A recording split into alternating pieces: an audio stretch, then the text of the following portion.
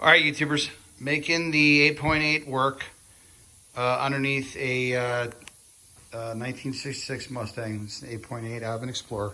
So to recap, we've already narrowed the rear end. And I'll give you a bird's eye view of that. Yeah. So there's the rear end up inside. So there it is. I got mid-eye springs. You can't really see them, but I got mid-eye springs and I got drop blocks. Like 1/2 inch drop blocks. Yeah, they're about maybe 1 inch. Anyway, so now I'm working on the e-brake cables. So the e-brake cables that I'm using are all going to be the factory stuff from the 66 Mustang. You see them coming in, and you can see it coming in over there. So what I'm going to do is I'm going to use the factory arm, just the end, that end, because that goes into the end of the cable. You need this factory arm, and I'm going to cut it off right here, right about in that area right there. And then I'm going to weld it, that receiver, you can see it coming through right there. Oh, and this, you have to hog out a little bit to get the cable to recess. That right there, you have to hog this out. This is the factory bracketry from the 8.8 disc brake setup. So hog that out just a little bit to get the e-brake cable to fit in there.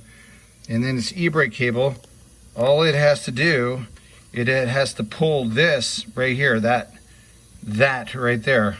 This is the factory e-brake cable mount for the disc brake setup, because there are internal shoes inside the caliper, or rotor rather, sorry. So this has got to pull that. So what I'm going to do is, let me go to the other side and I'll show you. And you can see how nicely the cable comes in, goes into the factory receiver, comes in. So here's the bracket. This is the bracket from the old 8.8, or from the old drum brakes.